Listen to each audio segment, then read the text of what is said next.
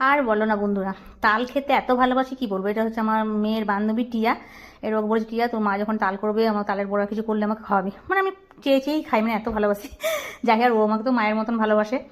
তো ওদের জন্মাষ্টমীতে অনেক কিছু হয়েছিল, তালের বড়া, মানে তাল ফুলুরিটা, তারপরে তোমার তাল লুচি, তালের মালপো। তো আমাকে এক কোটো এনে দিয়েছিল।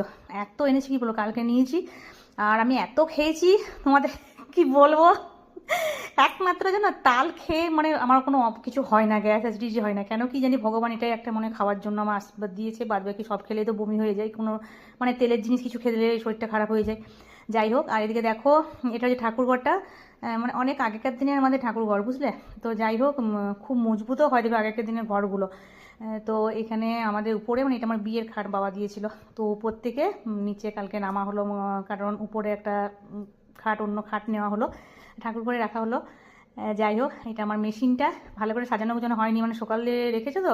সব আমার যারা ওই খাটটা নিয়ে এলো, ডিভানটা নিয়ে এসেছিলো, তো তাদের তো তোমার আমাদের খাটটা নিচে নিয়ে এলো। এবারে ওরা নিচে রেখে দিল, আর তো কিছু করবো না, বাদবাকি কাজগুলো আমার সব। তারপরে দেখো, কালকে নদাদা সবজি নিতে তোমার সকালে সবজি নিতে দিতে আসেনি, ঠিক আছে, বিকেল এসেছে, কিছু ছিল না। সকালে ফল ফল টল এই সকল বিক্রি করেছে।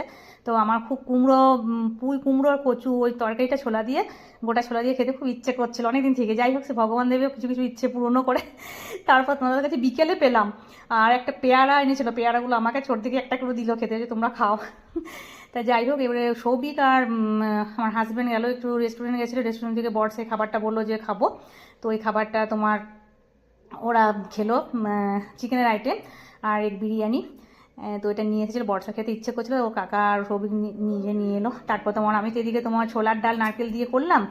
কেননা শ্রাবণ মাসের শেষ সংক্রান্তি ছিল, সেই জন্য সংক্রান্তিতে তো আমরা চিকেন ঢোকাই না, সেই জন্য।